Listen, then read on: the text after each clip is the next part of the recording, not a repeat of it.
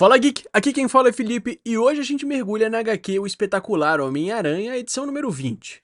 E se você curte esse tipo de conteúdo, apoiar o canal com a sua inscrição e aquele like já ajuda demais. Agora, se quiser ver os vídeos assim que são postados, antes de todo mundo, é só se tornar membro Geek do canal, por apenas R$ 3,99. É baratinho e faz uma diferença gigantesca para manter o canal vivo. Tia May chega cedo demais ao prédio da Oscorp.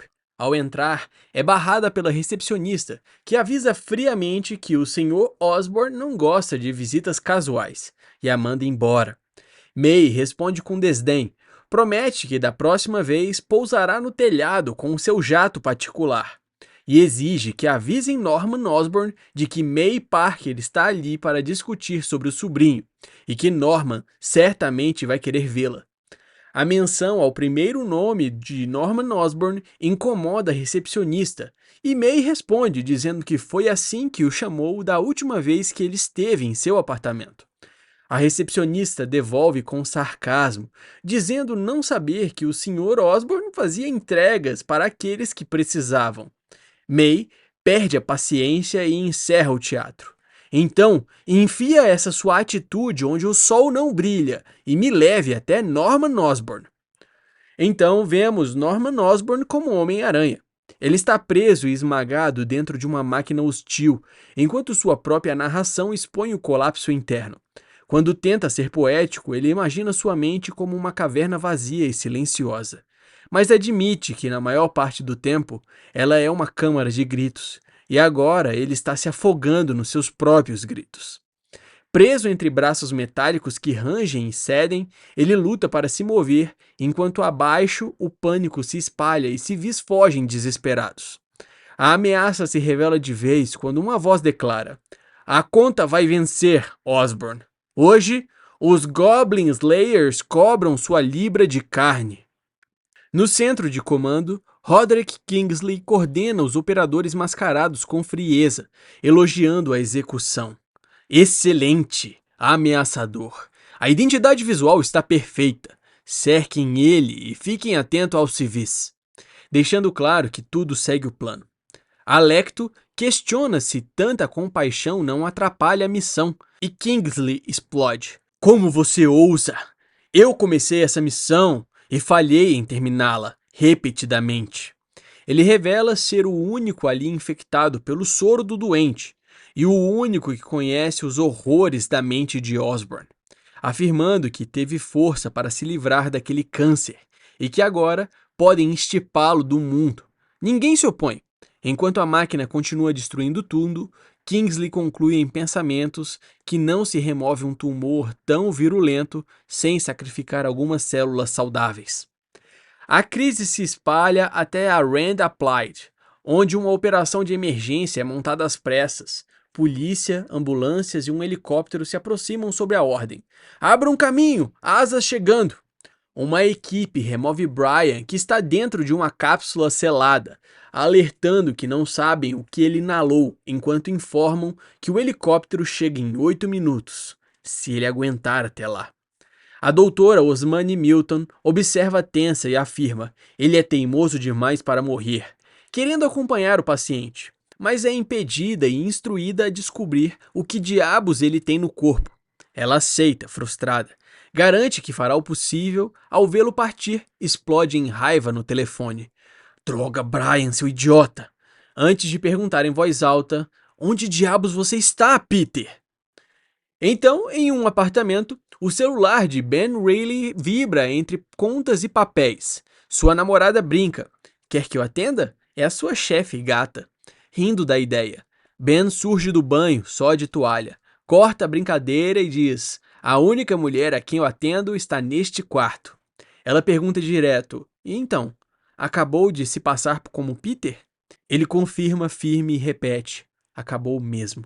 E a envolve confessando que tentou viver como Peter e concluiu que o único eu que ele quer ser é Ben Reilly. Eles se beijam, decidem sair juntos e, ao partir, Ben comenta que Peter ficará bravo por ele ter deixado tudo em ordem, exceto pelo atum escondido no ar-condicionado. No meio do ataque, Norman grita que existem pessoas inocentes ali, mas recebe como resposta sarcasmo e acusação. Será que Norman Osborn lembrou que haviam inocentes na Quinta Avenida quando jogou suas bombas de abóbora? Cita então sua família e acusa Norman de ter destruído sua casa e negócio, matando seus funcionários. Enquanto luta e desvia dos ataques, Norman se pergunta quantas pessoas ele feriu antes de tentar se redimir. Ele tenta impor um limite. Esvaziem o prédio e podemos discutir isso, mas admite para si mesmo que está falhando, incapaz de afastar os caçadores dos civis, enquanto o ataque só se intensifica. Os caçadores de duendes respondem com um desprezo total, gritando que eles vivem da riqueza de um monstro e prometendo enterrar todos quando o prédio cair. O caos aumenta e Norman percebe que os gritos estão dentro e fora dele, mas lembra que tem uma arma secreta. Ele repete seu mantra, força a mente ao silêncio e age, atacando diretamente os drones com fúria. Enquanto luta, o inimigo começa a nomear os mortos causados por Osborn, exigindo que os assassinos reconheçam suas vítimas, mas conclui que Norman não se importa. É então que vemos Tia May no meio do embate, quando os caçadores de duendes reforçam sua ideologia, declarando que sabem quem Osborn realmente é, e que por trás de qualquer máscara, ele continua sendo um animal que precisa ser abatido. Cercado, Norman grita: "Quem são vocês?" E a resposta vem coletiva com o rosto de Alecto nos monitores. Nós somos vítimas transformadas em vencedores. Nós somos legião. Um flashback então se inicia. Uma criança aterrorizada surge como contraste cruel à frase: "Fraqueza vai tirar tudo de você." A mente de Norman Osborn mergulha numa lembrança brutal de sua infância, quando o pai o segura à beira de uma piscina e despreza sua empatia, dizendo que só a família importa e que o resto pode ir para o inferno. Antes de jogá-lo na água, a memória se mistura ao presente. Ainda sob ataque, Norman ouve Kingsley provocá-lo pelos monitores, ironizando que sempre imaginou um duelo elegante, mas que agora se contenta em matá-lo com a sua fantasia de Halloween. Norman o confronta e Kingsley admite que mentiu sobre não estar envolvido, explicando que se aliou a outros sobreviventes para destruir Osborn. Enquanto um golpe atravessa o corpo de Norman, Kingsley revela o plano: coletar os doentes, destruir o legado de Norman por completo e apagar tudo que ele construiu. No centro de comando, a ameaça à linhagem de Norman gera revolta. Alecto se opõe, lembrando que o plano nunca envolveu crianças, mas Kingsley responde friamente que deixá-las vivas só garante que tudo comece de novo. Quando alguém tenta impor um limite moral, ele encerra o debate, chama a dissidente de ultrapassada e a força a sair. Um alerta interrompe a discussão e Kingsley reage com sarcasmo satisfeito. Novos heróis entram na luta e se juntam a Norman, criando uma frente coordenada. Confusos, eles avaliam o inimigo enquanto Norman admite que mal conseguiram derrubar um robô antes. Ainda assim, a presença do grupo muda o equilíbrio. Braços mecânicos começam a cair, ataques são interrompidos e a luta deixa de ser solitária. Mesmo assim, os caçadores de duende respondem com brutalidade, tratando qualquer aliado de Norman como inimigo. Norman é agarrado, ferido e pendurado, quase esmagado, enquanto o combate se espalha perto da água. Ele ordena a evacuação dos civis, recebe respostas rápidas e, mesmo machucado, se recusa a sair. "Essa é a minha luta." Quando Kintsugi bloqueia um ataque mortal, ele faz uma piada, dizendo que ele é muito bom em não morrer, pelo menos até aquele dia. Kintsugi também protege Tia May e os outros civis das explosões que continuam, enquanto Silk e Miles tentam manter o time unido, alertando para não serem separados. A doutrina cruel que moldou Norman ecoa enquanto o time é fragmentado e o ataque segue implacável, deixando claro que nada está realmente sob controle. Imobilizado, Norman se irrita e impõe um limite: "Deixem eles irem!" Mas as máquinas respondem que só ouvem gritos.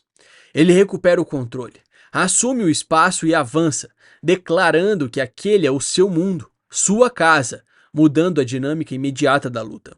À distância, Kingsley observa e mantém a calma, afirmando que ainda não revelou todas suas cartas. Norman volta à luta, reacendendo a esperança dos aliados.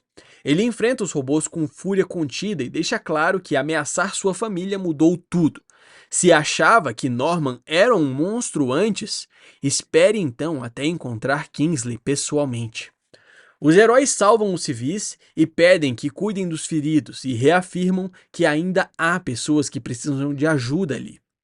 O grupo mantém a pressão enquanto Norman começa a perder o controle emocional. Ele grita para ser deixado sozinho, questiona quem realmente é e o que fez, mas Kintsugi o ancora no presente. O agora é o que importa. Enquanto a luta continua, Norman percebe algo novo ao ouvir um som estranho, indicando outra mudança que se aproxima.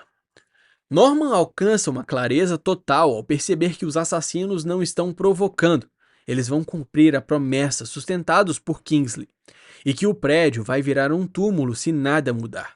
Ele entende que força bruta não basta, que não precisam de um bilionário instável, mas sim de comando.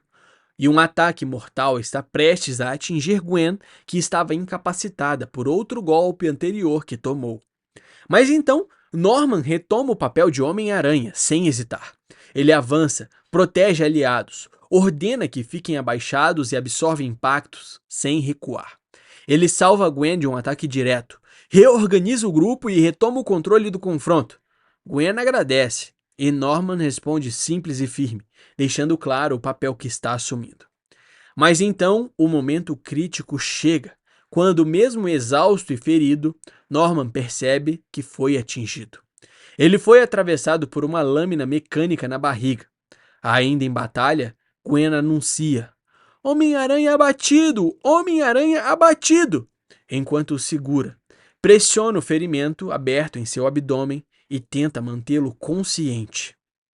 Essa foi uma pincelada da história da HQ O Espetacular Homem-Aranha, edição número 20. Eu espero que você tenha gostado. Não esquece de deixar o seu like e se inscrever no canal para acompanhar de perto mais histórias como essa. Valeu!